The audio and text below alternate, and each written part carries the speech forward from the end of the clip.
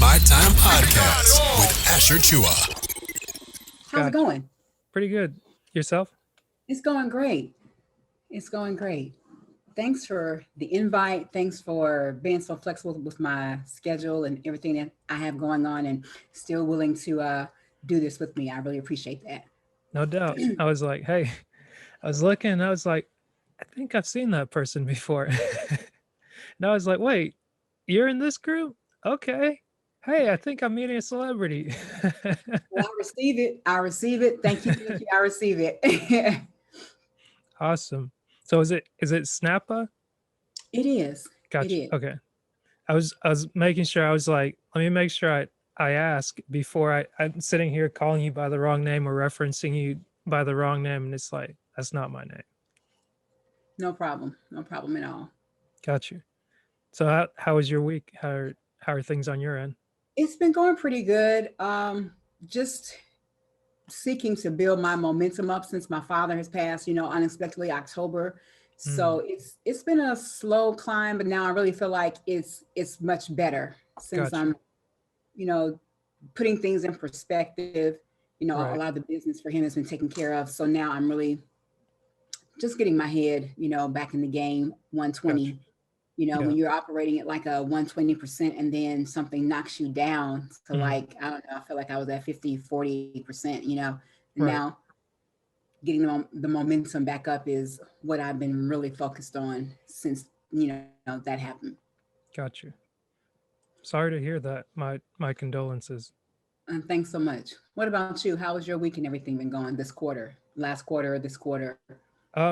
These past 2 quarters have been very good considering, like we say, kind of what 2020 was, and I guess there's what it was and there's what it wasn't eventually. But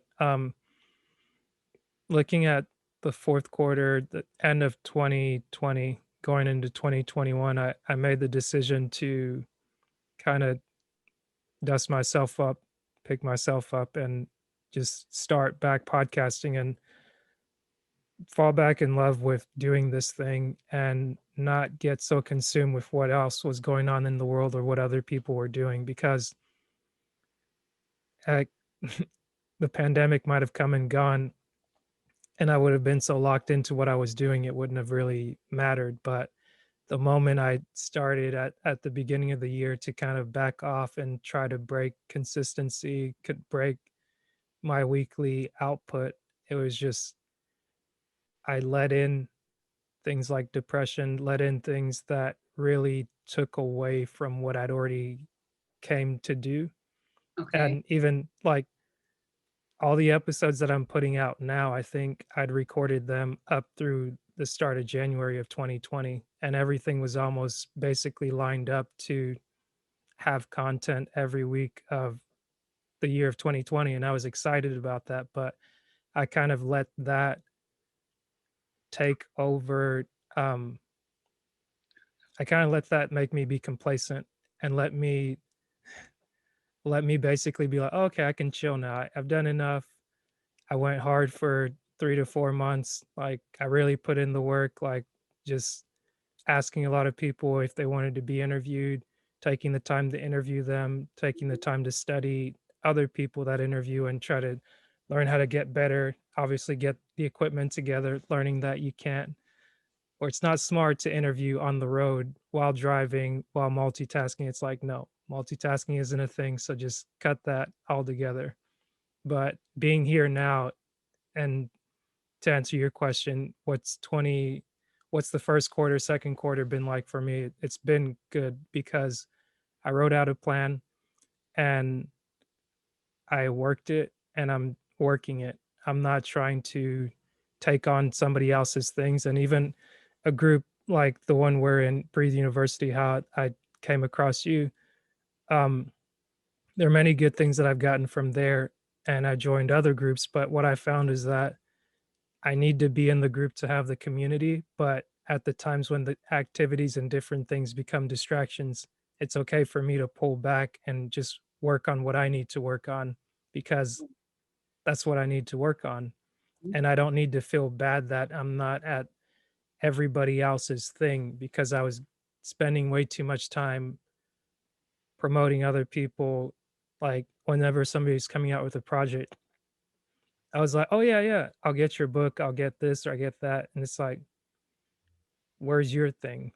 And it's Hmm. like, if I'm not putting the time into my project, the things that I care about, then it's gonna leave me empty at the end of the day. But basically, didn't mean to go into a long tangent, but Oh, I love it. The power that's of saying no. You have yeah, definitely grasped that concept. It sounds like moving into 2021, end of 2020, and now you're like walking in it. So that's pretty dope.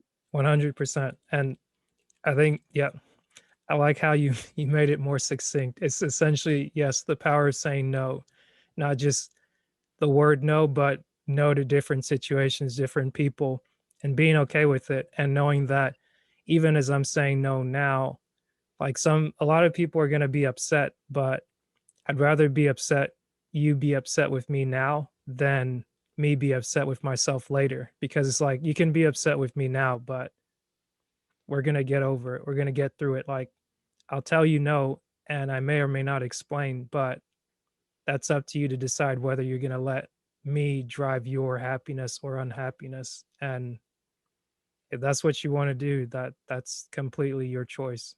That's right. I love it. I love it. But one question I've been asking, or I like to ask to really drive the conversation, is to say, who do you say you are? Who do I say I am? I say I am a vibrant, humble, authentic superstar who transforms individuals through my music and genuine personality. Mm, I love it. I love it. A vibrant individual superstar, Authentic, authentic. authentic superstar. Mm, Authentic is so key. And, ET talks a lot about authenticity. mhm. And that's, really huge for me. Right. Why is that so important for you, and how did you um how or when did you kind of come into your own to say, okay, this is me, red hair, don't care, like I'm wearing me, and that's what I'm gonna do. I was always the kid that had the vibe, all the different color jelly bracelets, the neon, shirt with the orange Converse, a green Converse. I was that kid that liked being who I was and not really afraid. So I think this has started in childhood. You Mm, know, my mom had me in a lot of activities, growing up in a lot of artsy activities. So I had an opportunity to be molded into creativity. This was like, I feel like inked in my DNA. So from childhood, mm, I was able to be myself. She let me do those different types of things with the colors and the lines, in your hair and in high school, all that kind of stuff. So I don't think I was ever really afraid of being myself because that's what I wanted to do. And I didn't like being like everybody else. mm. I didn't want to blend in, everything is beige or everything is that one color. I Right, wanted to be the ones that if I want to do, orange hair or, bright pink, whatever, I right, was going to do that and just be the one to stand out. Who cared what you thought? right. I like that. The so I guess for you it wasn't really a point of like, oh, something had to happen for you to embrace being yourself. Like you didn't mind standing out. You didn't mind just being like, okay, I'm me and I'm proud of it. Like come what may, opportunities or no opportunity, I'm just going to walk in who I am. Yeah. I really Yeah. like that. Yeah. We need, I guess it's people like you that really encourage the other people, maybe like myself in the past, that have been a little bit more reserved, and not reserved in the sense of saying what you wear, but like reserved in my thinking that, okay, well, maybe you're not supposed to ask this, or maybe you're not supposed to have this, based on whatever it is I grew up hearing or seeing other people do or not do. But I definitely applaud you for standing on your own 2 feet and not feeling a need to kind of compromise who it is that you are. Thanks a lot. It can You're be a little welcome. scary, sometimes because you feel like you might be in it by yourself, but then the more you continue to walk in it, I Mm, think you start attracting those people that have that same, likeness about themselves, right. and realize that it's a lot easier because at the end of the day, you have to be able to look in the mirror or sit with yourself and be happy or feel good about those choices and decisions or what you're doing. We're Right. all work in progress and we continue to grow every day. There's Mhm. no perfect person, but with that, we have to continue to be okay with our choices. And when we wake up, the things that we're doing every day, how we feel, what we put on, that speaks to our spirit. I think it's very important to honor that about yourself and know that that's what matters the most, because Mm, when you lay down, it's you. When you're in your car, it could be, it's just you. When you're in the shower and you're having those thoughts in your head and you're, going through your morning routine, it's just you. right. That's a great point. And I guess is that something that kind of led you into music, like creating music and that? I grew up in a musical household. My dad could play every instrument out there. He was a really skilled musician. My oldest brother was in a band. My third brother was dancing in the performing arts. My fourth brother is an actor, singer, so I feel like it's in my DNA once again. And as a kid, I would listen to a Salt and Pepper, Roxanne Shante, UTFO, all of those. And I was like, man, I really like this. And I used to just write in my journal and dance and listen to it and sing along with it. And I used to like to write. And my dad would tell me as I was growing up as a kid that I was a really good writer. So I just, fell in love with it. I saw those women. I thought they were so powerful. Queen Latifah, MC Light, Miss Melody, Moni Love, these Mhm. were all of my influences. And I was like, okay, I can do this. This is what I really want to do. Yeah, So that's kind of like where it started. got you. So from there, where has it gone? Wow, it has taken a roller coaster ride. It really has. Starting from there, know, Oh, I oh, was a rapper in high school and like for over 10 years. wait, go And back for a second. I'm sorry. I think my video might have froze up. But you're okay, so it was right at the question. I didn't catch anything right after I just asked you the question. okay. Well, it's been a roller coaster ride. Right. For me, I'm gonna say just starting how, there was no map Mm, in it in the very beginning. And being in high school, rapping and, being connected to people I was growing up with, the word was getting out that I was, a rapper and I was pretty good. mm, So I was being connected to people. People were plugging me into camps. So you go to a camp and you connect and you hang out with the producer. So that's what I was doing. I was going to a basement, where it first started, which was Los Town Productions, Camilton Road, the bottom of Carlos' mama house. It was me, him, and this producer named Jap. And I mm, was just over there and we were just, I don't know, writing rhymes and doing, beats and stuff right. like that. And that was the very first time he tried to write a rap for me. He's like, "Hey, I'm gonna write this for you, and I want you to, rap this." And I was like, "Okay." Mm, So when he did it and he gave it to me, I was like, "Okay." I was like, "I can't do this. I got to be able to write my own stuff." right. So that's when that started. So growing in it, it was no map. So I was being connected by people and staying at parking at a couple of camp, at different camps in Right. Atlanta, working with other musicians and producers and whatnot, and just learning, I guess, the ropes as I went along. Right. Right. Okay. I didn't really have anybody helping me out with personal development. So Mhm. I think that is one of the things that, I didn't have, but so far as honing in on my craft and my skill, I was getting a lot of, feedback in that. And that was what I primarily focused on.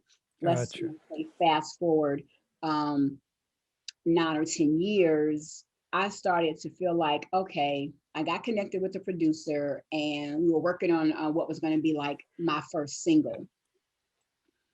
It was going really well. I submitted, I guess, like I wrote to the publisher of the classical music, the publishing company, Right. to see if they would clear me to sample just a small sample for the hook for the chorus. So when that was denied, I just kind of like broke down and was like, this must not be for me. I've been doing Mm. this for over 10 years. And finally, this must not be it. Maybe Yeah. God is trying to tell me something that I need to pull back or something. Right. So a promoter that I was working with was saying, well, Snappa, you could just come on out and just get sued, and just keep on going. And at that time, I was like, I didn't know any better. And I really felt like that was the worst thing to come out and to be in the red, meaning I'm going to be having to pay somebody and I don't even have a deal yet, or I'm Mm. independent, nothing. So I just pulled back, I shut down. I mean, I kind of like stopped. I just was angry, frustrated. I was like, just forget this. This is not for me. Mm. Went to grad school. I was already working with kids that had behavior challenges, and I went to grad school to create my own poetry program for those, for that group. Right. And that's where I started shifting. And I realized that, the poetry program was still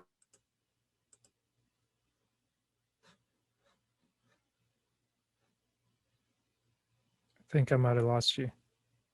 coming from me as an artist. What about now? Okay, there you are.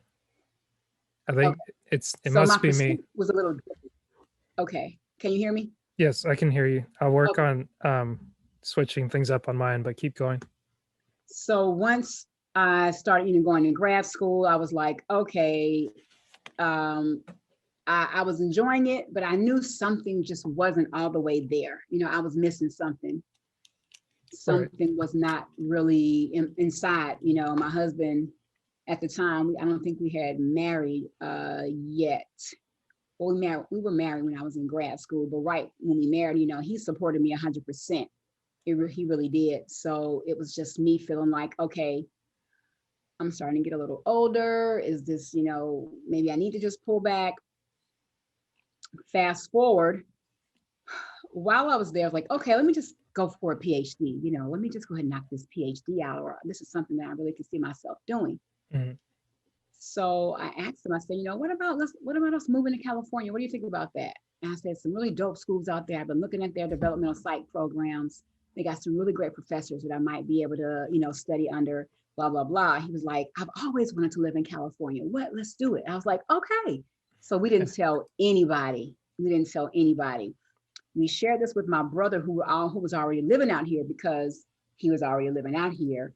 Mm. And I thought that he might be able to help us. He didn't even think we were serious at first. So we mentioned it to him. And when we started selling our stuff, we moved out of a place we were renting in Villa Rica because it was really, really crazy out there. And we got an apartment for 7 months and said, okay, we're going to do this lease for 7 months. And no matter what, when our lease is up, we're going to California. And he was like, okay, let's do it. So we started praying and fasting. And then things started happening opposite of what we thought it was going to be. My car got stolen. Ooh. It was crazy. And Right. the money that was used in the settlement of the car was actually what we had to come to California. It was really, really amazing. And we left, moved out here, still didn't really have in my mind that I was going to do music. But in the back of my mind, I felt like, you know what? If I'm going to do it, that's going to be my opportunity. So let me just see how it goes. And when I got out here, I did an open mic. I started going to like a community group that allowed, people in the community to come for like a spiritual type of gathering, or, you just come and you express and you can share. And it was really, really dope. It was called Street Poets. And there I still felt like I was kind of connected, because part of the I guess part of that session, they give you a topic or a sentence, or you read something and you just wrote for a certain amount of time and you spoke what you wrote. And I was like, okay, but still hadn't made the decision. But I knew something was missing in my life. And pretty much I started sharing with my husband that I was really, really just unhappy. I was really depressed when we were out here. I didn't feel like I was doing what I was supposed to have been doing, you know, and started following ET when I was in grad school, but we really plugged into him in like 2016, 2017, because we were struggling in our marriage. It was really, really rough. And we started looking into Thank God I'm Married on YouTube. And then that's when we started learning about the organization, what he was doing. Then went to the 2018 Take Control in San Fran. And that is when it really became clear that I wasn't walking in it. But I reached out to ET on Instagram. God had put it in my spirit. I sat there with it for a minute. I was like, okay, Lord, I was sitting on the couch, you know, in our place in Corona, and I was just crying. I was like, you know, what is it? What am I supposed to be doing? And then all of a sudden, I just hear this thought in my mind, in my spirit, you know, reach out to ET. And I was like, yeah, right. You know, I was like, I was like, of all things, God, you're telling me to reach out to this man, all these followers, as huge as he is, please. So I didn't do it right away. I just sat there. And I was wallowing in my, you know, self-pity, feeling like, you know, how we get on, you know, start that pity party on ourselves. And then I heard it again. And I said, okay, I'm going to do it. And I reached out, and then he responded back. And I was like, oh my God, you know, this has to be you. This has to be you, you know, those signs. This has to be you. So I did it. And the message is, you know, final response was, it sounds like to me, you know what you're supposed to be doing. My question to you is, why aren't you doing it? And then I was like, okay. And from there, that is when we went to the conference and, you know, all of that. And I was like, okay. And my husband, I shared it with him, and he was like, okay, if that's what you want to do, let's come up with the plan. And we started from there. It was a series of steps that finally got me to being able to quit my part-time job and really get back in the game and pursue it full time. Right. Man, that's good. The I guess can you still hear me all right? I can hear you perfectly. Okay, cool. That's amazing. So from the time you started in the music, that was back in your teenage years, going around and kind of doing that without a map or anything. And then as it evolved into adulthood, you still didn't see a clear path with it. So then from there you went to like college, grad school, and the works. Did I get that part right? Yeah, that's right. Got you. And it's funny. I find it funny because it seems like a lot of things must have changed in 2016, because that's right around the same time that I found ET. Well, I think I came across his videos and stuff in 2013, but I decided to join like the Breve University group in 2016. And it was in one of those, again, just in a rough situation where it's just work environment, super negative. The just like the quality of people, I guess you would say, like nothing wrong with people in general, but it's just like the quality of people you're around really has a big effect on your day to day, where it's like the negativity and everything really eats away at you if you let it. It does. And I knew that when I was in grad school, it was no way that I was going to be able to work on music for those 2 years. It was just absolutely no way. Sleep deprivation was the norm, you know. Right. So it was unheard of. I had done one other performance, right? I think while I was in the program, it was something really big, and I really felt like that I was going to win this competition, but the prize would have been to work with the label that I don't felt like would have put me, that would have promoted me in the way of where my music was, you know, because that's where the spiritual stuff had started transitioning, you know, started really taking hold of my life. So I just knew I had to make that choice at that time, but I felt like it was relative, but yet I still, you know, what's in you is going to come out, you know, and what you're destined to do is no way you're going to be able to suppress it. So for sure. Nice. So I guess since then, did you you obviously went back into the music, I guess after the 2 years of graduate school? Yeah, I started, well, after the Take Control, then we joined Brave University December, I want to say 2018. Okay, Yeah, is when we joined. And from there, it's been, that is when we started, it started really just the whole development process. got you. Yeah. And then did you start YouTube then, or We actually started our YouTube channel in 2016, 2017. okay, But we were totally clueless about it. So it was my husband's, baby. He was the one that said, "Hey, let's do YouTube." I was like, "Okay, let's do YouTube." What do you want me to do? What do we need to do? So we just started it, and did not know that that was part of our mission, what God has ordained, part of what, or well, I was going to say ordained, but part of what He wants us to do in the marriage community right, is to enhance, others' lives through, media, right, and show them that God is cool, that, God is real, but also to add humor and love and growth to other people's lives, whether they're married or not. But I know specifically for marriage people. So we started doing reaction videos. Our first video was Stranger Things. We love the sci-fi stuff.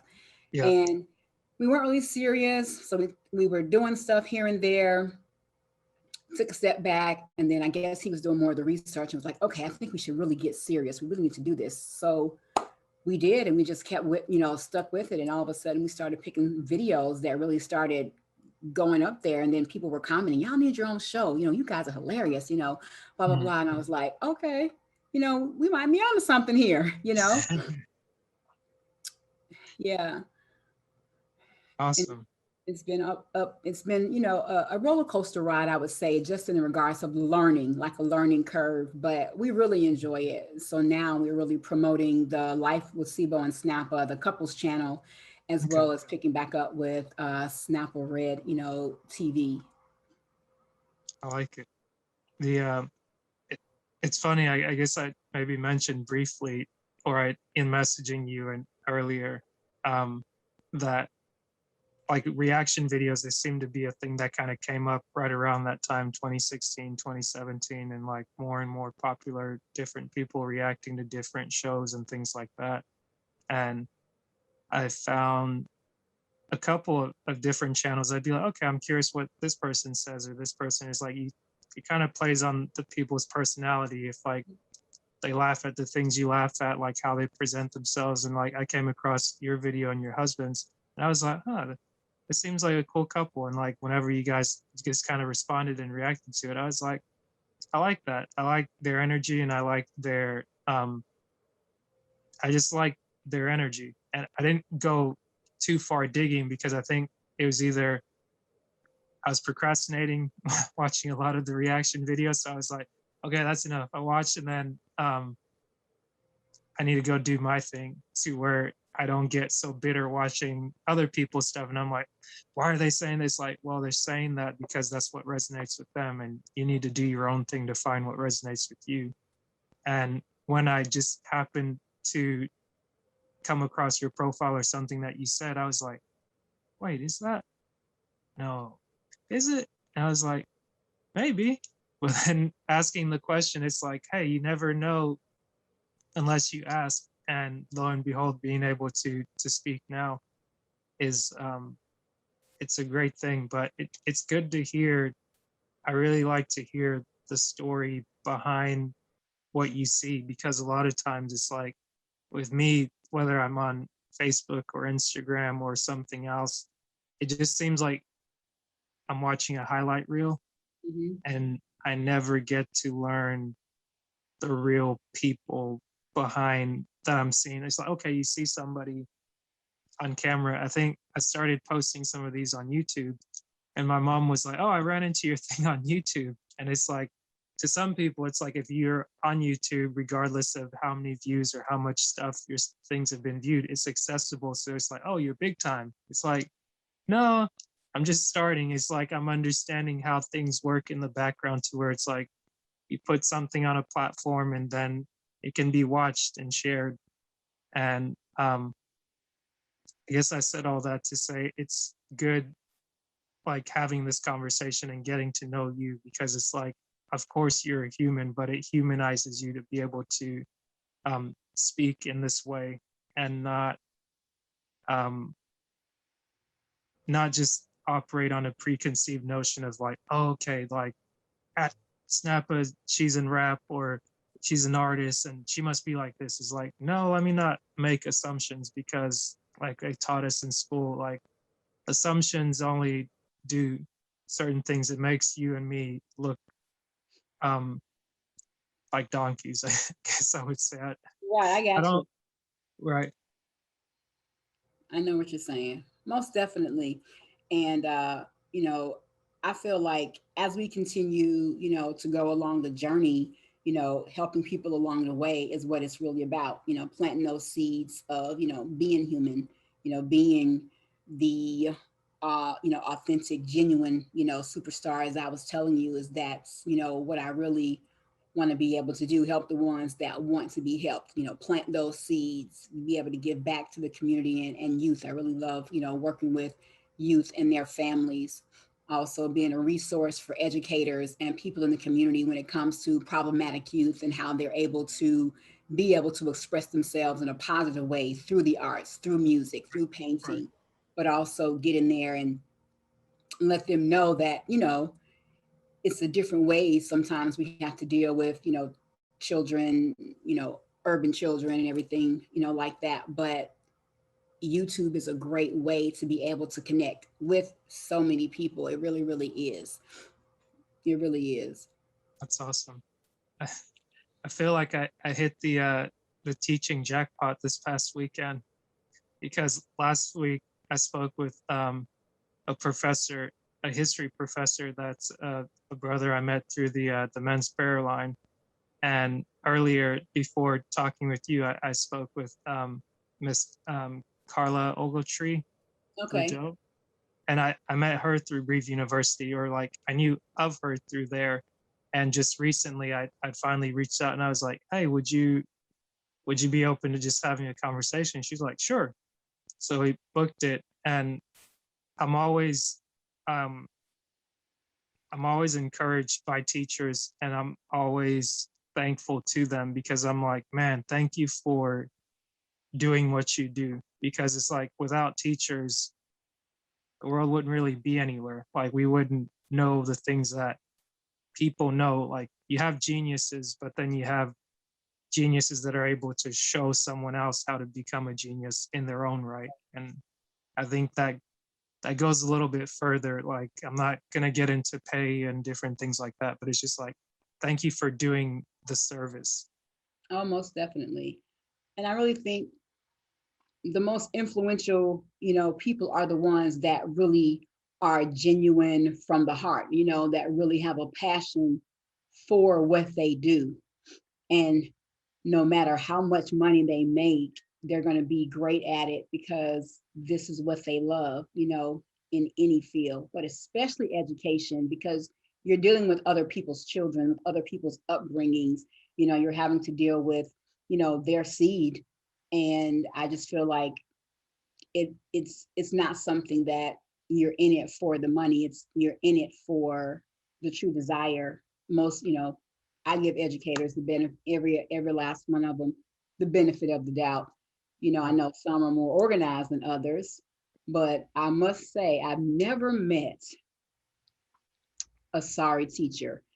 Sometimes I would be in the store and I would hear parents in line in the grocery store, and I used to be quick to jump in and take up for an educator, because parents, only going to look from one lens, and Right. then you look, and then an educator, you have all of these roles that they're playing when they're Right. in the classroom, not even realizing what is taking place from the kids' time for they left you and then they're back with you, so Right. I stand up for them. I stick up for them and say, how many times did you go up to the school just to give the teacher kudos? How many Mhm. emails did you send just to thank the person, or that communication piece? Did you volunteer? Did you go on a field trip? You Yeah. know, so yeah. Yeah. I think if 2020 didn't teach any of us anything, I think it definitely is teaching people to be more appreciative of teachers. It's like, That's right. yeah, it's like I kind of get those kids 8 hours of the day out of your hands. Didn't forget about that, did you? That's right. But whenever you said there's no sorry teachers, I was kind of like questioning myself. I was like, So because you beg to it's differ. like, well, no, it's like I could probably count on my hand 3 teachers that I had throughout elementary school, high school, and college. And I think the teachers that I ran into that you could quote unquote classify as sorry was because of the way in which they showed up to the class, like from day one, where it's like they let you know they were going to be not the best or sorry. Like essentially, I could think back to my mechanics professor, um, where she kind of showed up with the idea that we're in an hour and a half class and she's going to just tell us about her background for 45 minutes and then try to teach the last 30 minutes of the class or the last half hour of the class. And it's like, people have kids, people are paying for this course, and we're not going to disrespect you by cutting you off or anything, but it's like, you're choosing to come here and tell us stories which do nothing for us. It's like, great, I'm glad you worked for that company. I'm glad you did this. I'm glad you did that. I'm glad you got all these accolades, but you're not teaching us the material we're paying you to teach. And Mm. then when people are getting upset that your tests are not fair, your tests aren't clear, you didn't teach us anything. And then you didn't tell us what it is that we'd be tested on. And you're not meeting the curriculum. So like now you're getting pressure from the school because you're not meeting the requirements, and you're getting pressure from the students because you're not educating us. You're coming in here just telling us about your life. It's like, I mean, we can like you, we want to relate to you, but like, Yeah. you're not balancing the time that you have on hand. And it's like, oh, okay, so you were so great and this thing and that thing, and they didn't want to keep you? Huh, I can't imagine why.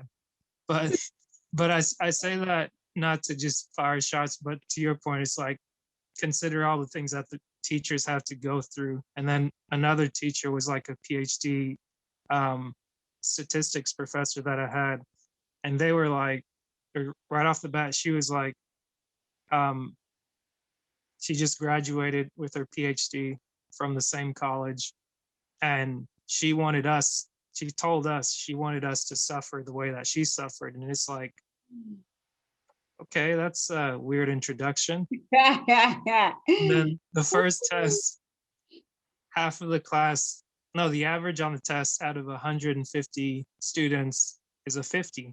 Oh, You're telling me that nobody but maybe 1 or 2 people made A's and everybody failed. So now you're asking us for feedback.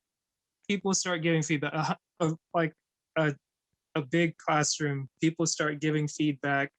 And it's like, no, no, no, no, no, no, I don't want that. No, no, no. It's like, you just asked for feedback and now you're getting the feedback you don't like. So then you're getting ready to cuss out people. It's like, whoa, whoa, this has nothing to do with your race. This has nothing to do with what happened to you in graduate school. This is a class you're supposed to be teaching to as an introductory class. This is like the first statistics class. And then you're in here going on about, oh, we should go through the same pain that you went through. It's like, I don't, this is economics. This isn't history. This isn't that. But that, at least those two I would consider for me personally. I was like, they weren't the best, but we got through it, got over it. For some reason, they still occupy space in my head, but I've got to deal with that on my own. I get it. Yeah, no worries. I understand completely, for sure. So how are you in the YouTube space? You have a YouTube channel? I do, but I'm not putting any focus on it right now. One thing I started doing, working with my friend Donald that helps me with the editing, at the start of April, no, the start of March, we started editing the videos to at least match the audio that goes out. And he put like an intro on it, like he does for these. And my focus in getting back into podcasting this year is to pick one platform, which is Instagram. And I'm focusing on just learning it and working on getting it monetized.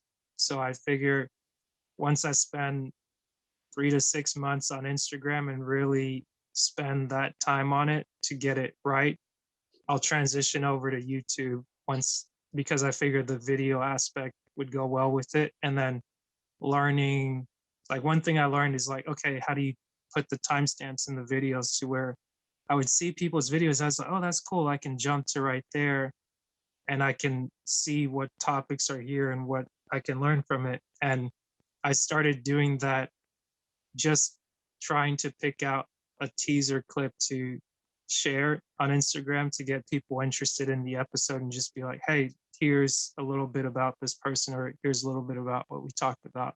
But the short answer is my YouTube is non-existent in the sense of like I'm not really putting the time into it. So if you look up my name or It's My Time podcast on YouTube, you'll see a lot of like the raw footage where it's just like no edits, just there. I may have like cut off part of the beginning where it's like shuffling around trying to find this or trying to find that. But I was like, hey, maybe they say a friend of mine, Catherine, she says version 1 is better than version none. So get it out there and keep it moving. And along the way, it's like a lot's changed. And I can look back at the very first video and just be like, it moving. That's right. No worries at all.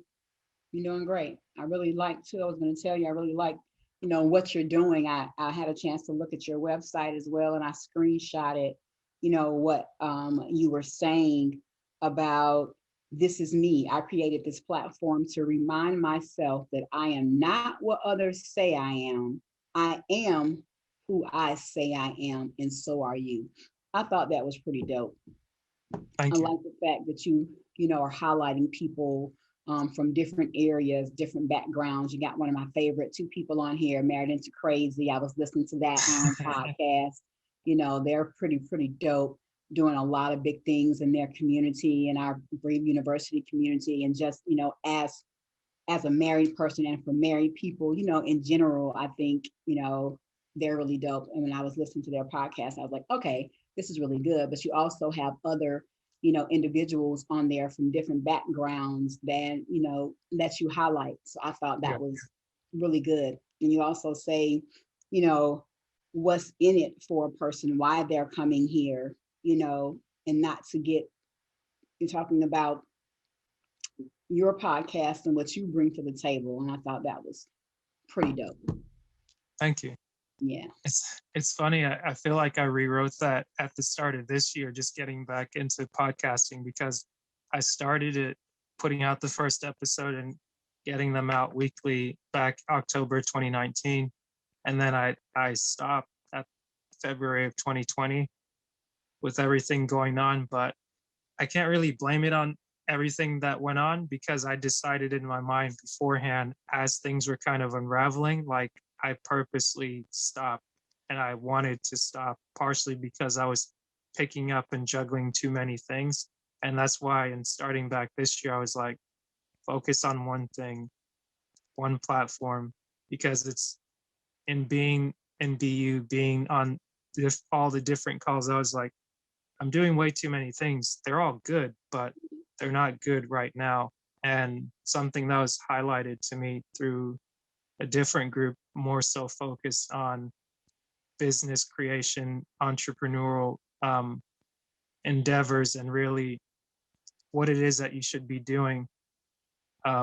With, I guess before it was called Sleepless Nights with Dave Shands, and now it's the Morning Meetup still with Dave Shands. And I met him obviously through Breve University.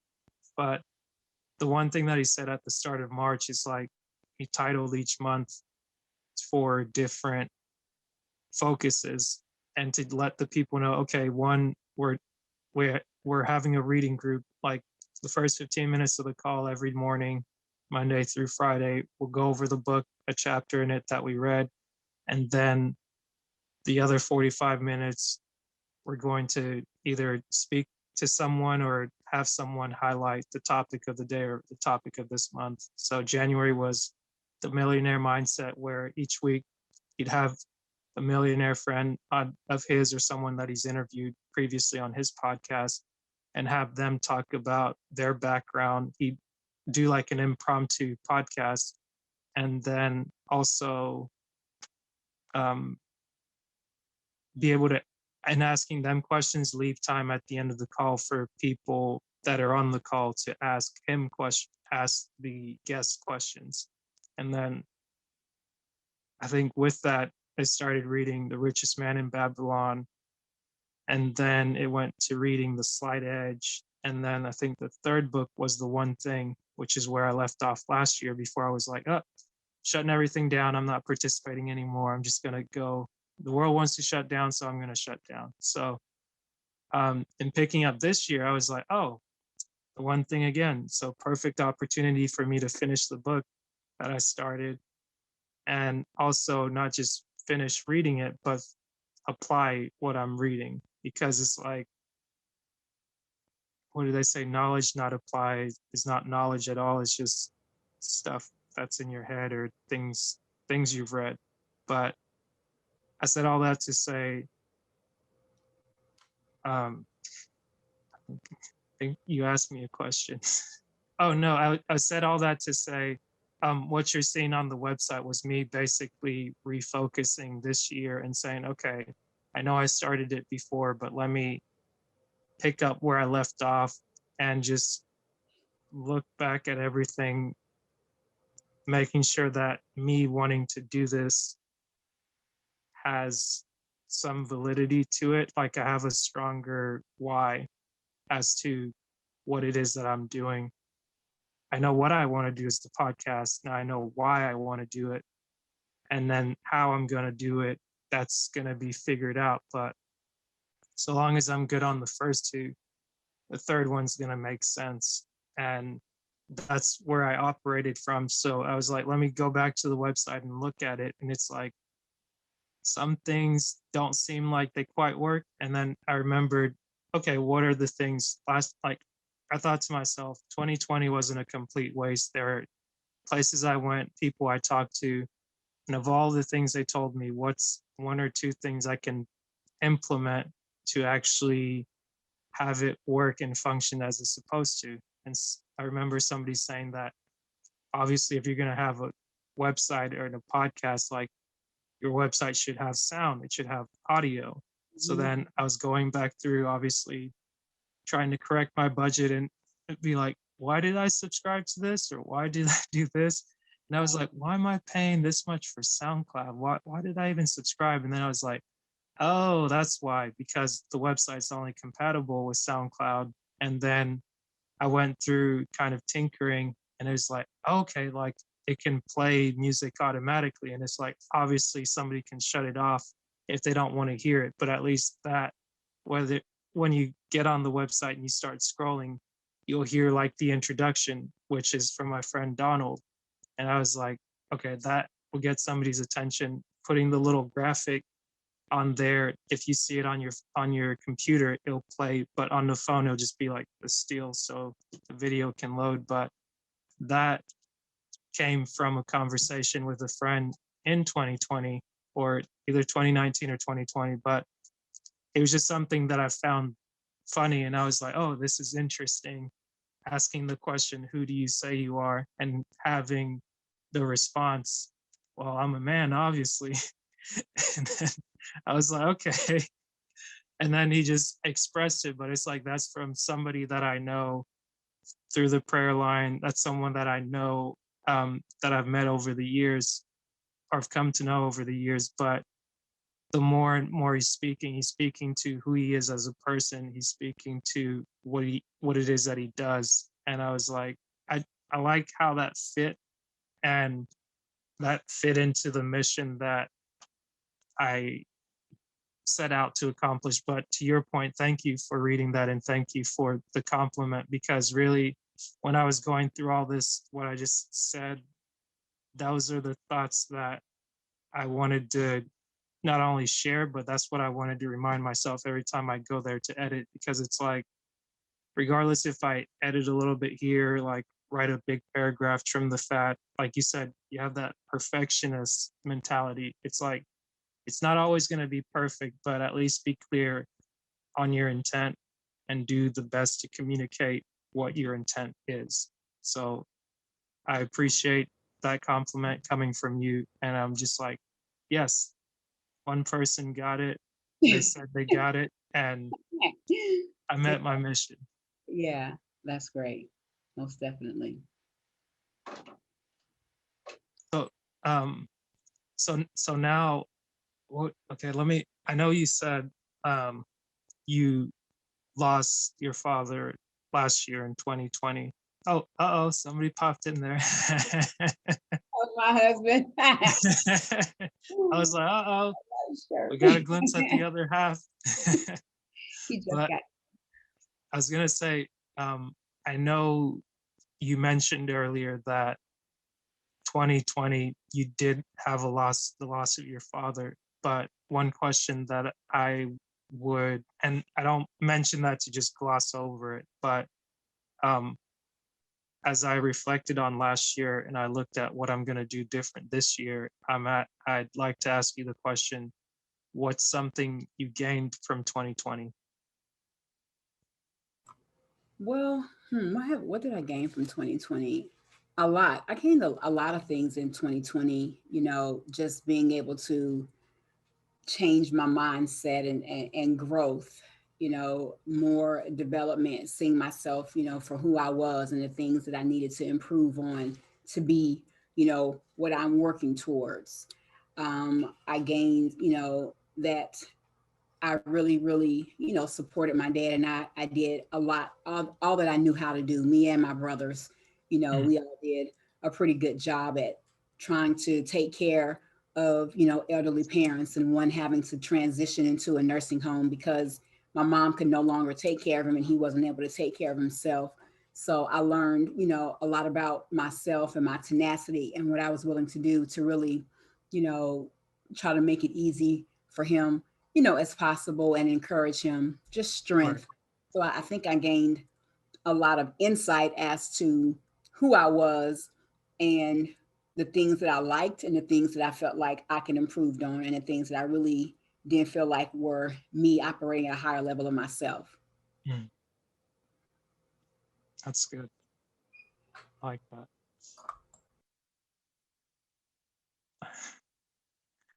I guess, is he going to join you?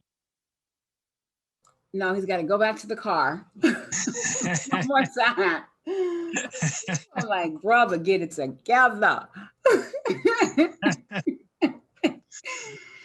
Oh, this is us, But though. This is us for real. yeah, that's good. It's funny, because I guess sometimes, obviously, it's like whenever you're recording from home, you'll have somebody maybe from time to time come in or something like that. And I know with a few friends and previous guests in the past, like maybe their kid has popped into the frame or something, and I was like, oh no, it's okay. Like we can edit it out later if you want, or we can just leave it in, because I'm like, in highlighting you, that's your life, that's part of you. So it's like everything doesn't need to be so dressed up and buttoned up. And like seeing that somebody's a parent, seeing that somebody's married, seeing that somebody is whatever they are, whatever they have that's in their life, that's important, and I value that. So I um That's the perfectionist in me. That's that perfect. yeah, That thing is so embedded. I must say, Asher. That is one of the things that I'm really working at, as not having everything to be perfect. And I right, know he knows, Brian yeah, knows, I get it earnestly about my mom. I right, see, I see me in her, and she does me the same way. She just can't help it about right, certain things and want things to be a certain way. You got to do it this way. It's got to be yeah. over here. I mean, there's So nothing wrong with that. And I guess the I know you mentioned kind of like this being a C earlier, and I'm sure for people that have seen this, they may or may not, but I guess sometimes I like to go in with the assumption that somebody's seeing or hearing something for the first time. So provide context, I know that probably comes from like the DISC assessment, which you may be familiar with being in Breathe University. And that's something that I saw for the first time in 2018 through Chris Daniels. And I was able to kind of talk with him briefly before he passed. And like I went through and did the extreme execution training at the end of 2019, start of 2020. And that's one of those extra things I decided to put on my plate. And I was like, okay, I want to do this thing. And like I've valued the information, but something that I've learned since then by doing a different training is that, but it's still in the same line of like you take the disc, but there's actually two more parts to it that touch on why you do certain things that you do and what it is that you choose to do, like in what order you do it. And I think some people, if they're not taught disc correctly, they see whether it's being a perfectionist or being one way or another, they see it as like something bad or something negative because it's spoken to as something negative. It's like anything you do, whether it's a strength or weakness, can become a strength, can become a weakness in the wrong environment.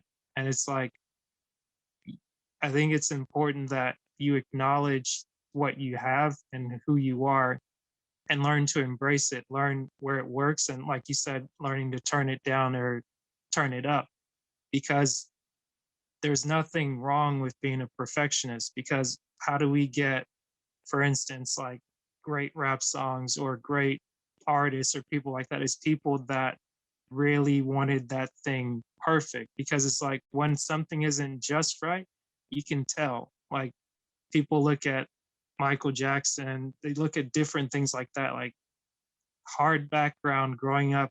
I'm sure perfectionist doing all the rehearsals as a young kid over and over and over. It's like, I'm sure there were bad parts of it, but the thing people showed up for was for that end result. So I just wanted to say that to yourself because I feel like I like how the disc was presented, but when I kind of sat with it a little bit and the conversations I keep hearing people and the way different people express, where like I don't know if you were you introduced to it when it was when Chris Daniels brought it up with the animals and all that. Mm-hmm.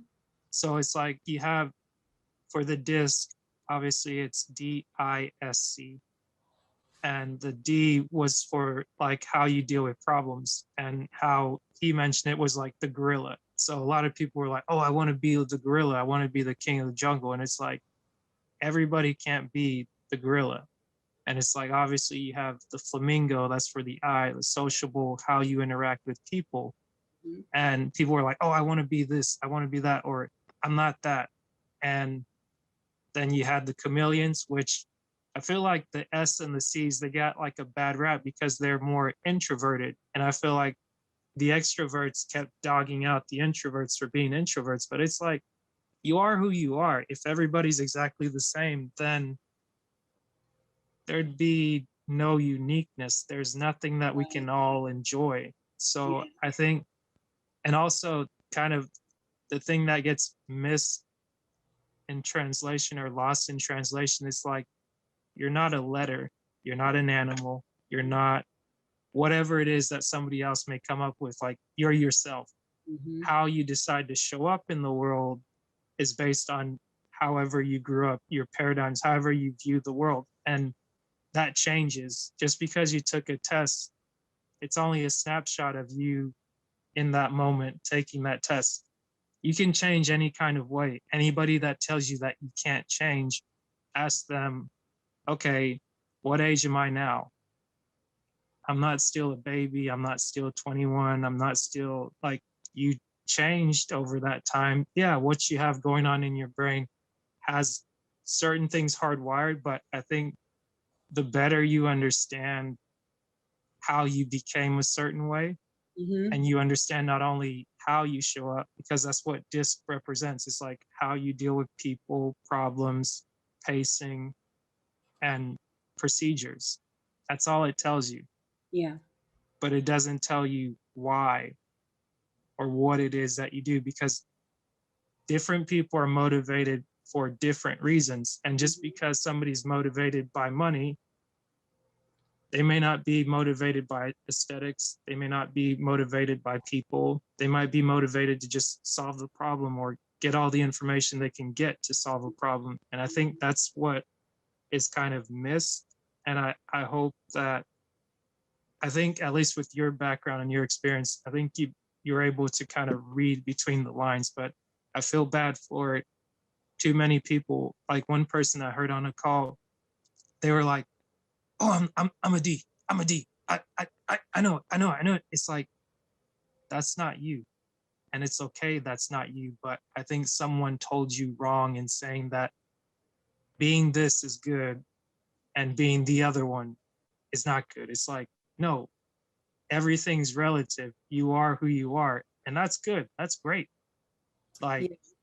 I mean, I yeah. can definitely agree with you. And I was going to say, I think one thing I like about the way ET highlights is that everybody has superpowers. And once you realize what your superpower is, you can go, you know, and what your superpower is not necessarily my superpower, but that's your lane. On it. And I think perfectionism is great, especially when it comes to me as an artist.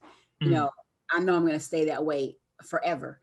And sometimes I'm in the studio, I just have to tell myself, okay, I'll just do 2 or 3 takes. I'll like, okay, this is it. I'll see which one I like out of the 3, because I'll keep wanting to change it up, and I'm like, I'm wasting too much time. So as an artist perspective, whatever your craft is, I think it should be the best. My mindset is to be the best. Number one, not number 2, number 1. So that's the work ethic that I have. However, when it comes to other things like, and sometimes in home duties, you know, being married, it's just not going to be that way. You know, one person is the neat freak, the other person is like, where are my keys? Where are my socks? Where's my shirt? You know? So I'm working on it in that area. Whereas if he does something, he does it. That's the way he did it. You know, great. It's not the way that I did it, but he still did it. You know, and that's kind of like the perfectionism part I'm talking about too. You know, and by you know being a high problem solver, that's pretty much, you know, what I really am. I'm a high problem solver, and I analyze everything. And with those two, I have a brutal work ethic sometimes. And he is, Brian, I can definitely say, is the one, he's the spontaneous one. I was like, okay, come on now, we need a break.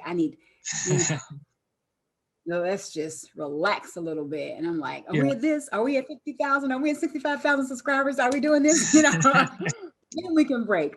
But yeah, it's where's the love? Where's the love? Like, the subscribers are gonna come, but it's a healthy balance. But it's got to be that person. You need to have that one person that helps push and pull when you want to slow down, because that's when you get that breakthrough.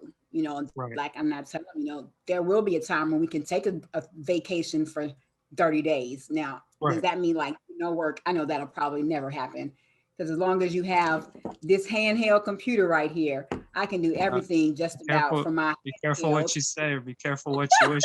Never say never. I mean, but like I do it. I'm not the biggest fan of Justin Bieber. That's that one song. I'm like, well, you got a point. You got a point. But until, you know, we can vacate for, you know, 30 days. And we're on the grind. I mean, one weekend out of the month isn't bad. Ooh, 1 weekend out of the month. One day on a weekend out of the month. I mean, start wherever you can. Take one day. I mean, of course, it's like, what do they say? It's like if God had to rest, or if God could rest one day after working for 6, surely you can, unless you think you're better than God, like surely you can take one day off. Well, yeah. And it's like so many times, like I think Chick-fil-A is kind of the prime example. A lot of people like to use that. Come Sunday, they shut everything down, and it's like they're busy every single day of the week, like lines wrapped around and around.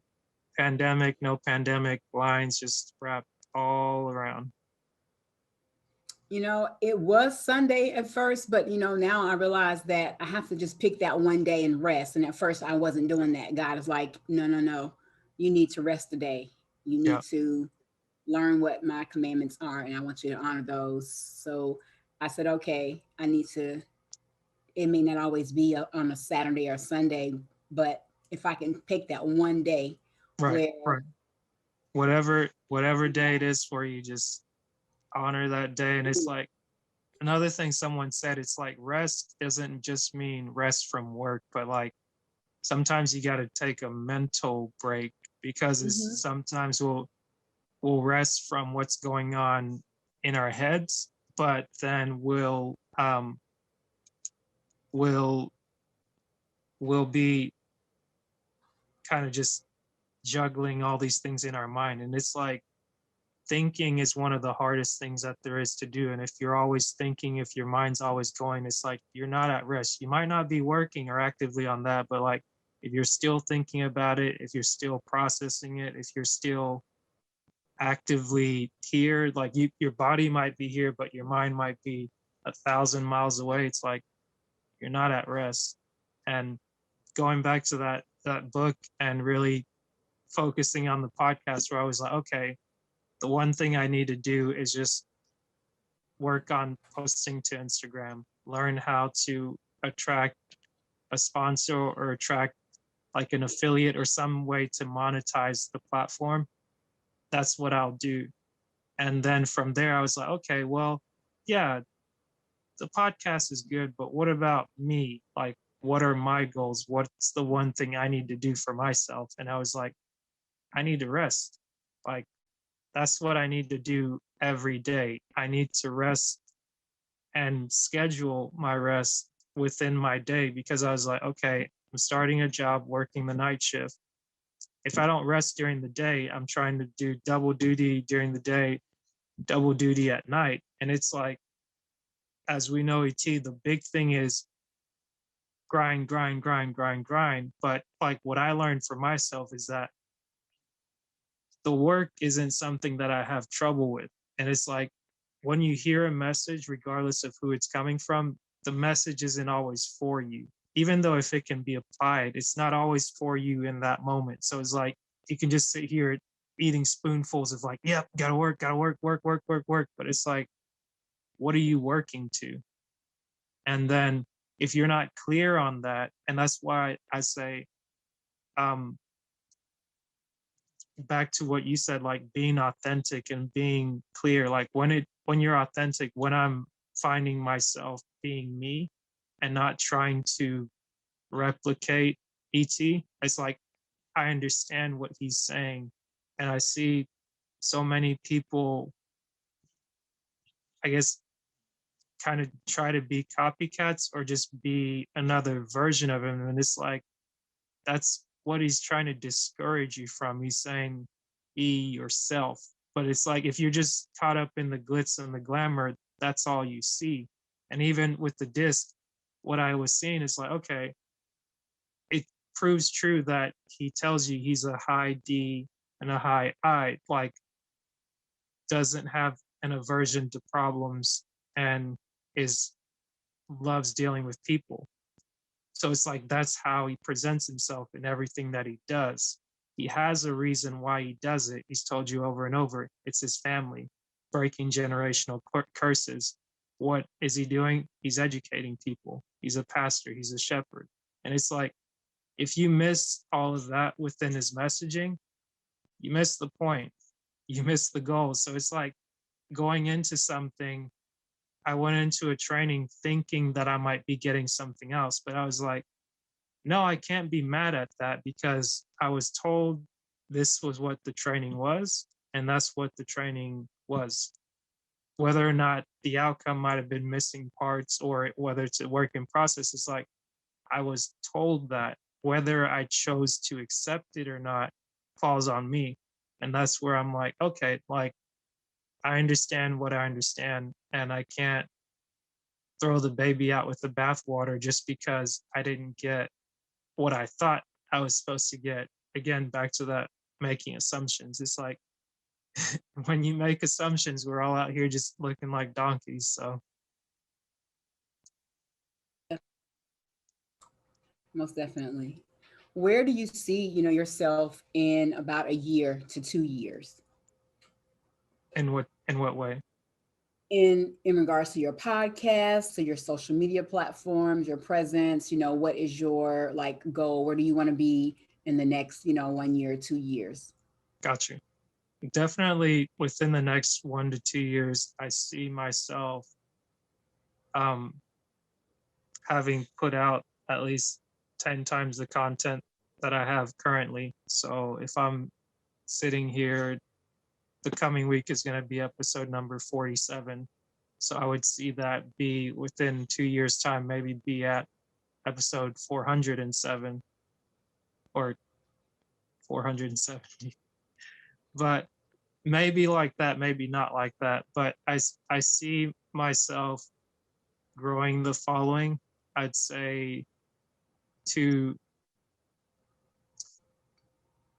let me think on this, because it's like one other thing I'm working on is really taking the time to listen to what you ask, and then also take the time to think and respond, rather than just giving off the cuff answer that makes no sense, where I'm like, oh, I'm just trying to match what you think you want to hear, versus actually answering the question in the way it should be answered. So where do I see myself in 1 to 2 years as it deals with the podcast and the platforms? Mm-hmm. I definitely want the following to increase by a factor of 10 is what I'm thinking. So now, say if I have 25 YouTube subscribers, I'd like it to grow to 250. But along the way, I want to improve in the quality of what I'm doing to where it continues to attract the right people. So I don't necessarily just want big numbers. I want the podcast to fund itself. That's the Okay. big goal.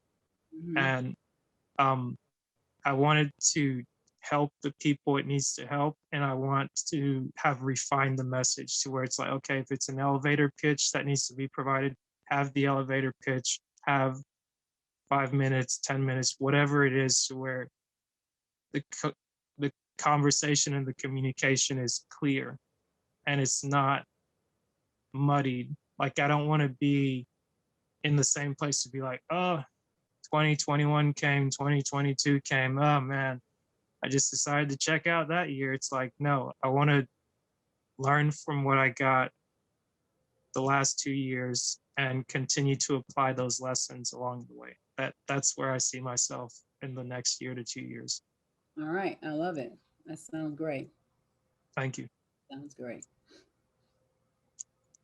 Uh, one question I have for you as it relates to being in the industry as an artist, as a rapper, how would you define hype and hustle as it relates to your profession? Like, how do you see it? How have you interacted with it, or what part of it do you embrace or kind of sidestep? In regards to like, are you asking so In far? in re- in regards, as far as becoming a rapper, like, where is it that you saw? Uh, I just realized this. I just did this on the last one. Okay, she helped me simplify. Carla helped me simplify the question. What excites you about being a rapper? Okay. Wow, being on stage, just walking, in my gift, being able to share the message, with others, being able to, also talk with other individuals about pursuing their dreams, providing inspiration, to youth about going for whatever it is they want to go for, talking to, groups of them to be able to help them plant those seeds of life, pretty much truth, and walking in my purpose. That's what I really feel like. Got you. Yeah. And what doesn't excite you about being a rapper or being in the rap industry? What doesn't excite me? Yes. I think being grouped in a specific genre, or wanting to be classified as this, Mm, or if you don't do this way, then you may not be as successful as someone else who may have done it this way. Right. That makes sense. So, Mhm. so I guess, do you get a lot of, obviously, comparison to another female artist, or is that something you see a lot of, where, at least from the outside looking in, it always seems that when a new artist comes up, or whether it's male or female, black or white, like, people are always compared, whether it's with music or even with sports. People are always having the debate of, like, is LeBron the greatest, or is Michael Jordan the greatest? Like, is Kobe fit in there, or is it like, what about this guy or that guy? Is it points that we're putting up? Is it rebounds? Is it dunks? Or what are we talking about? It's the reference point. I know people want to they have to have a reference point. I was told this so many years ago. So it doesn't really bother me being compared, to other females in the industry. I think, I think they're all dope. They come out and they have their own unique style of how they do and what they say and what they feel comfortable with. So, I don't judge any artist for their choice. However, I just don't want to be put in one class, don't want to be classified Right. as this, type of, musician or artist. I feel like my music is truth and it's real and Right. it's what I'm led to do. So what is the category for that? You know what I mean? Right. Right. Yeah. That's good. So I guess, do you have any new projects coming out in 2021, or that you're working through? I am finishing the mixtape and it will be the goal is to get this finished mixing June Mhm. second quarter Okay. and to pick a couple of other songs that I want to do videos for from the mixtape and just to promote those and start performing some of the songs. I'm Okay. pretty much already working on a couple of other projects besides the mixtape. I have an OnlyFans project that I want to get out there. So I've already recorded one song for that, and the video for it is what is the next video I'm going to do.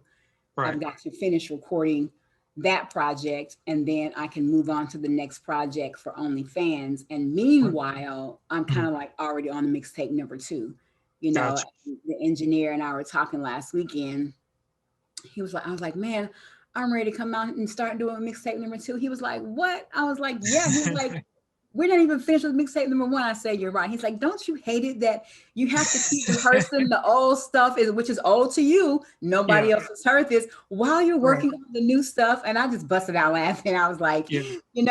I don't hate it. But yeah, that's exactly what I've been doing. I've been making sure I'm rehearsing and remembering, that Yeah. while I am really gearing up and already started planning the next mixtape. Gotcha. It's funny, when you talked about having one project done and working on the next one, you made me think of an artist I kind of become fond of. I don't know how he's viewed in the rap industry per se, because I don't pay attention to too much of the politics or whatnot. But are you familiar with Logic? I am. I like Logic. He You do? is hard. His lyrics are like fire.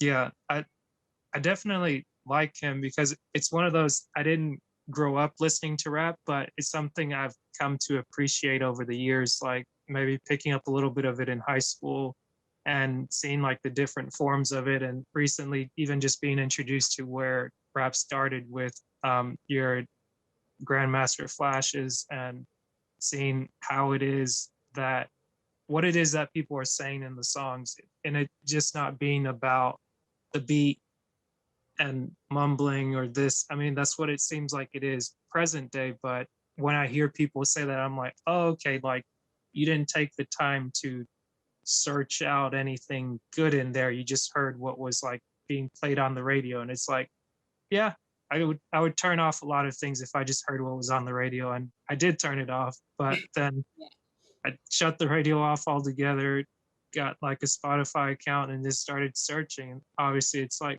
linked to Facebook and things like that. So friends are always sharing what they're listening to, or you ask people, hey, who is that? Or you hit the Shazam app And it's like, oh, okay, like this is this artist. Like you hear a lot of oldies but goodies. Like to give you a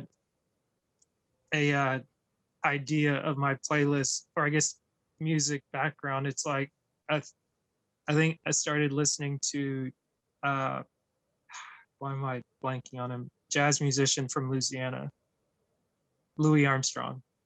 Okay. So it's like I started listening to him a little bit more. Like I'd heard it, started heard some of his music in the past, but then having it cataloged, I was like, oh wow, like I can go through and hear it, and then hearing different artists like J. Cole, Logic, Mhm. um, Drake, different people like that. Even Cardi B. Like I heard the first album based off of what I heard ET say something, and I was like, that's something he kind of also helped me with when he makes references to certain songs. Like I was like, okay, I'll go check it out and see what I can get from it. Maybe I'll just try my best to find the clean version because I was like, I don't know about all that. Yeah, But I'm sure she's got some clean versions too, you know. yeah, and Most that's artists the thing. do. It's like you can find it if you look for it. And I know a couple of people have been upset, maybe if they're writing with me and they're just like, where's the swearing? Where's the cuss words? And I was like, it's not there. There's like, you should play this. Like, I was like, well, when you drive, you play what you want. When I drive, I get to play what I want. Right, right. I love it. But, oh, well, I guess that wasn't really a question about Logic, but I was just curious what your take is on it because I've heard a few people just be like, well, obviously race always comes into the mix of it with him being mixed, but I guess looking more white than black. And whenever I hear people say that, I'm like, I feel like you're missing the point. Like, if you can't judge someone's um, product or creation based on their content and what they're providing, then you're being like, I don't think you're being fair or true, but every to each his own. Like everyone has the right to believe what they want to believe, but at least for me, I know that's kind of like a non-starter conversation if it's just like, well, this guy's just a white rapper. It's like, okay. And I guess, well, yep, that's a great observation. He is. So I'm gonna go listen to him anyways. But you listen to what you want to listen to, and if we have a shared interest, like we'll do that.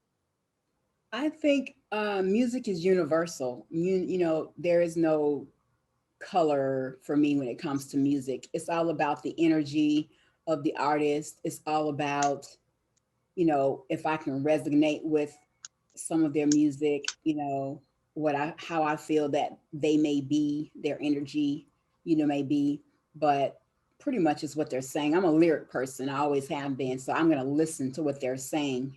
And Right, then, you know, the beat, you listen to the beat, but what they say is what catches me first, and then I zoom into the beat, you know, because right, I don't care right, what you're saying, I don't care how hard the beat is, I'm not gonna listen to it. right. You Yeah. know, yeah, color doesn't matter to me when it comes to music. I could care less. I want to know, you know, what you're talking about, how Mhm. hard your beats are, you know, is your Yeah. energy, you know, great? Is this your experiences, you know, are these experiences that you shared, you know, because a lot of, you know, from the person as an artist and then the person as behind the artist, it's a Yeah. little different there. You know what I mean? Right. So, who is the person behind the artist? Is this really you? You know what I mean? Right. What on a regular day? I think about those things too. You know, Yeah. but Because a lot of yeah, people have been found out. yeah, I don't. You know, I It's don't just care like you about didn't live that life. They're it. like, Right, right. I think who was it recently? Was it 21 Savage last year or something? Where it's like there was news that he was being deported to England. And it's I like remember a lot that. of his stuff is talking about being from Atlanta, being just having a certain persona. I mean, not to say that obviously if you're from England, if you claim to be having lived in the ghettos, like it doesn't matter what country, what city, wherever you find yourself, there are ghettos, there are palaces, there's a little bit of everything. That's true. And I think I don't really know much about his story, but from what I remember, I believe he was born there, but he grew up a lot, over here. For the Hmm. most part, he was kind of brought up over here too. I like 21 Savage. Right, right. Yeah, I like I 21. I didn't mean to pick on him, but I guess maybe that was a bad example of Oh someone no, because it's no like worries. go ahead. I was gonna say no worries. I understand where you were trying to go with it all. Gotcha. Because I know um,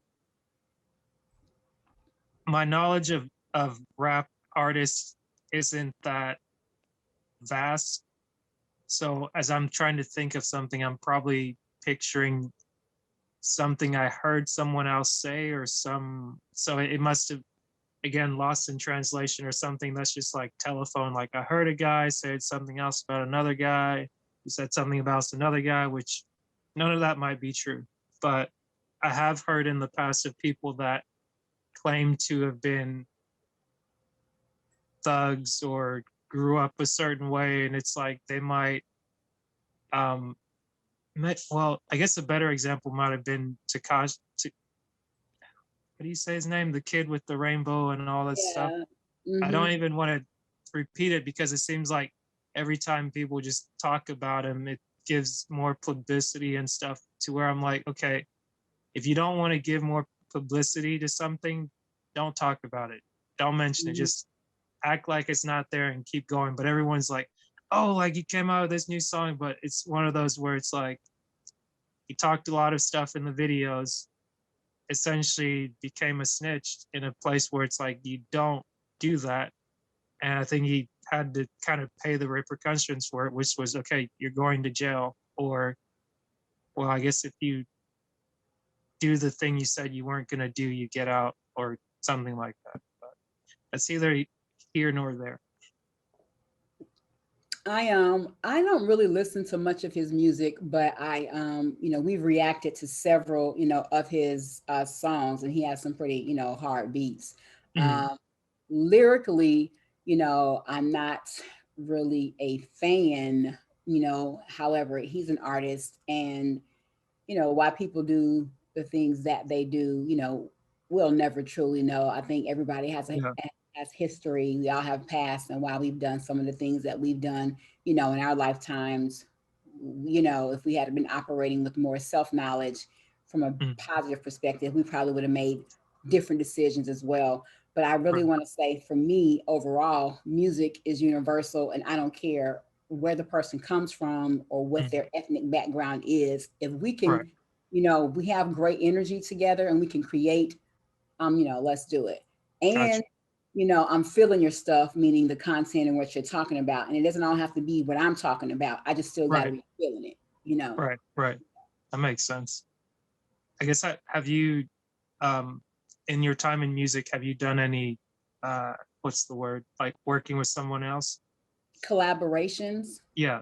Yeah, I have. I have done several things with artists, in Atlanta, and I'm actually just met a young lady on Instagram, and we are, kind of just getting to know each other, but hopefully working towards some collaborations, Okay. pretty soon. And I think she's gonna hop on my Fuego Friday with me, so I'm really, Okay. really, yeah, yeah, really interested about that. I have a couple of songs that premiered on a movie soundtrack. Um, many years ago as Yeah. well. So I said I have to really like hone in on my bio and really dig deep. I'm not a person that really likes to name drop, so Mm, I really don't do that. And right. when it's time for me to say I'm working with this person, trust me, I'm definitely there. But I Right. just, I'm pretty reserved on those lines while things are still in the mix. But and there's so many artists out there that I really want to work with. And however, I have quite a few people on my vision board. And I said, okay, guy, if I have somebody up on my vision board that does not match my energy or is higher than my energy in a positive way, let me know so I can Mm, take them down. Because I was mm, on a clubhouse listening, and one of the experts in the room was saying, no matter what industry in, you want to be able to mm, connect with those people who match your energy right. or are vibrating higher and you want to get up to their energy. Those are the people that I want to work with. And I know Pharrell is like that. Nikki, Yeah. on her Instagram live or one of her podcast series, she talked about Pharrell, and I watched it and I thought it was so dope because she Mm. said that he was saying how it's not just about being a superstar or a great artist. It's Right. about what can he gain from you? You know, what are you vibing with? How can Yeah. he relate and how can y'all connect? And I was like, that's the dopest. That's what I want. Awesome. I guess whenever I think of rap nowadays, I think of Tobe Nwigwe.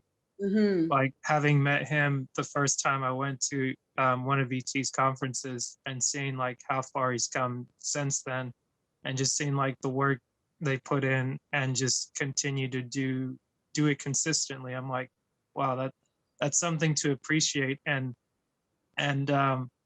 not needing to name drop or whatnot, but whenever someone is just like, oh, rap is this or rap is that, I'm like, here, listen to Tobe for a minute, because it's being able to put it out there accessible to where people can get it through obviously like your Spotify's, YouTube and things like that, and seeing like the the intention behind it and just like that creativeness. I was like, wow, that I can really appreciate that.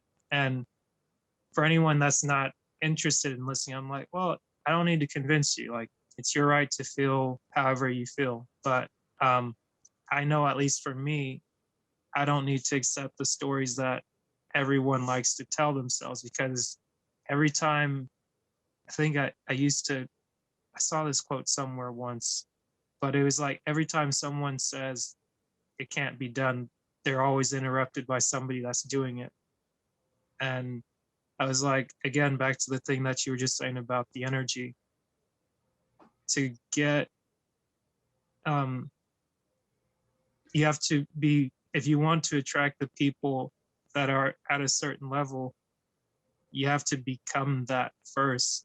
And I guess something similar um, is like, if you get $1 million, best you become a millionaire quickly. And I guess maybe some people don't get that it's not the things you get, but it's who you are and what you become Right. before you get them. And once you have them, you either get to keep it or you're quickly going to lose it. That's why a lot of people that hit the lottery very long, very soon after, it's all gone, because it's like they weren't millionaires to begin with mentally.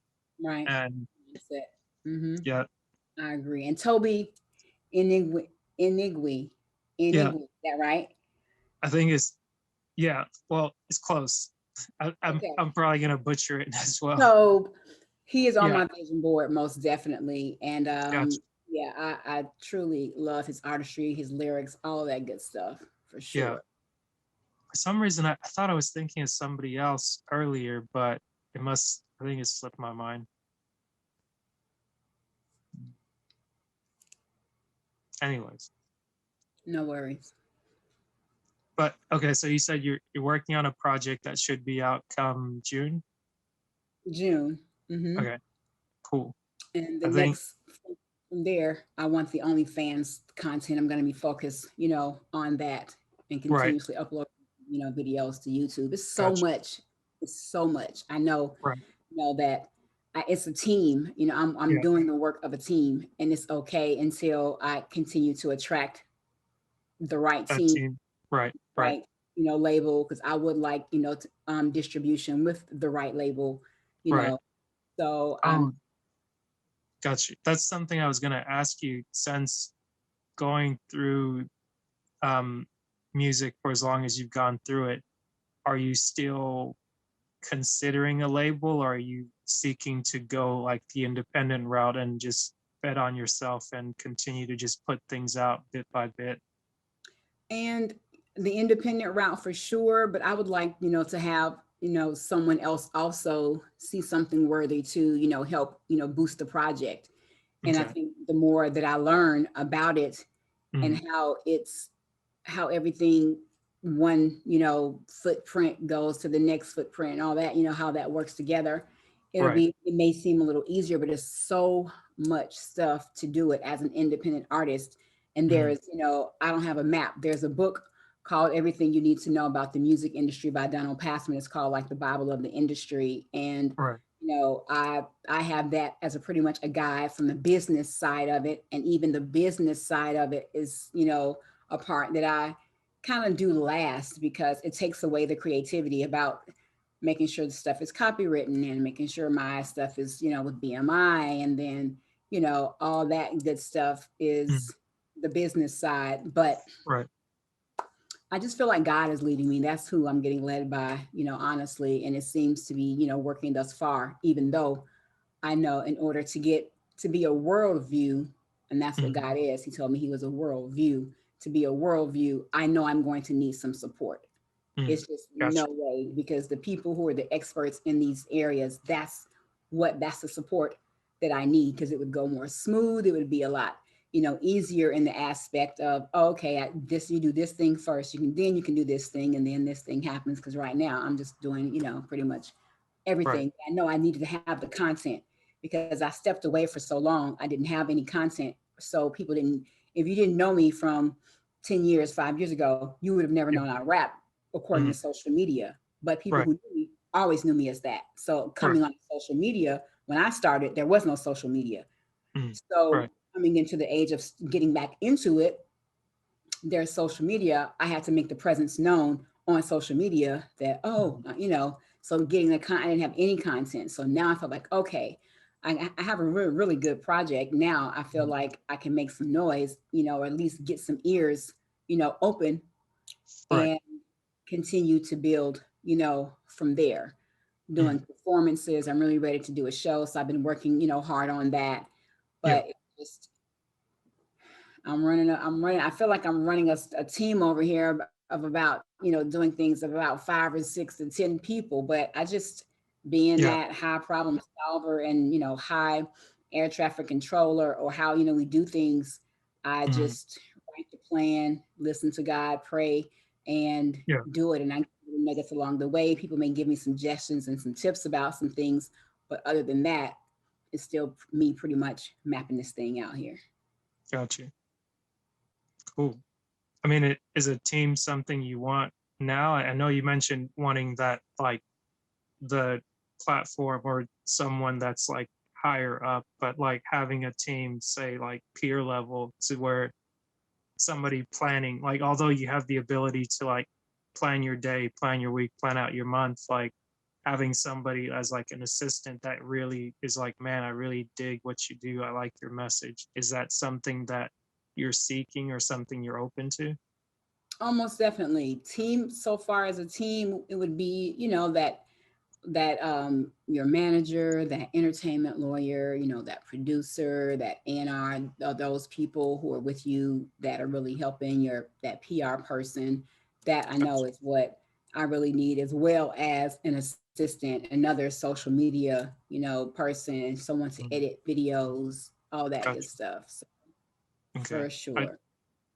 I just wanted to ask that because I was like, well, I mean, of course, somebody's going to see this in the future, and if they see it, if it resonates with them, let them know, like, okay, yeah, reach out and see where it goes. Essentially, so long as, like you said, the energies match and they're genuine in their approach to be themselves. It's like, definitely don't want anybody with ulterior motives. Just be like the like the SoundCloud bot I was talking about, like, oh hey, I can blow this up. Hey, I can put you in.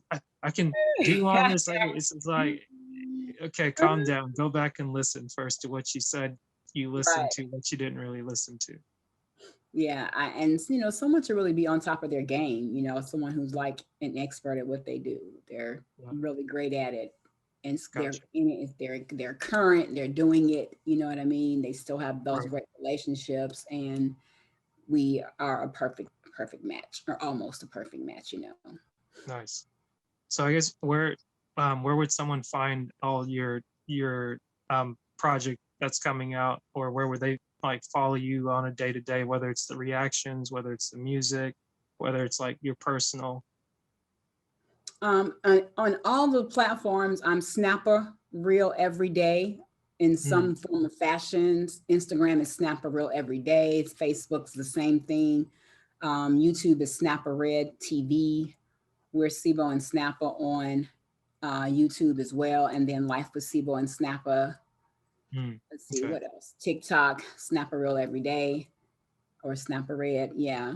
Gotcha. So many Okay. platforms. And I was just sitting here thinking it's another platform that I need to get onto now. But my main energy 2021 is really going to be YouTube. Yeah. Definitely keep that there, because it's like, hey, YouTube can do a lot. And like you were saying earlier, you can always chop it up and repurpose the content. And it doesn't always have to be done right here, right now, because I'm sure followings have been built in fewer time and over. I guess timing isn't always, well, timing is a factor, but I think where you're at with putting your focus on just the YouTube and really pushing for that will drive big results. And I was wondering about red, like what it meant, because I see it on your name. It says Snappa R.E.D, and I was like, I wonder what that means. Because I assumed it was the red hair, but you said real every day, so I'm guessing that's what it stands for. Mm-hmm. Yes. Gotcha. And it speaks again to your authenticity. Yep. Most That's definitely. awesome. Well, I mean, I keep you too long. I appreciate you taking the time and working with me through the technical difficulties, figure out what's going on this end, get the equipment to work right. But it was a pleasure chatting with you. Hope to have another conversation down the line. I'll send you this raw file so you can kind of view it, see what you like, see if you want anything kind of cut, or even if you want to record anytime in the future, just let me know. And I'm always open to have a conversation. Most definitely. Can I take a picture? Of course. Okay. Oh, do I need to do the, what do you call it? Like gallery view thing? Does that work? Yeah, either way, I'm okay. Yeah, however you want to do it. Okay. Are you ready? Yep. 1, 2, 3. Let's see. Okay, perfect. It worked out? Yeah, it did. Cool. Awesome. Thank you, thank you, thank you. This was awesome. Keep doing what you're doing. You're doing great. You'll look up and then you'll have a gazillion episodes, and you'll have a large following, and people will be sending you messages letting you know, of all of the things how you were able to, how they got a nugget or 2 or 3, jewels from your podcast, and, just helping people stay encouraged to keep doing what they do. And these are the occurrences, the experiences for me that continue to let me know I'm walking in what I'm supposed to be walking in. Someone who's, out there, I didn't know you and you didn't know me, but you found some type of value in, what we do on Reaction and my music and whatnot, and decided, hey, let me reach out. And I'm like, okay, this was really cool. So just keep doing what you're doing. So it's definitely, purposeful, and I truly appreciate you and this opportunity. Thank you, ma'am. It's a pleasure to meet you. Take care. Have a great day. I'll see you soon. Okay. Bye. Bye-bye. This is the It's My Time podcast with Asher Tchoua.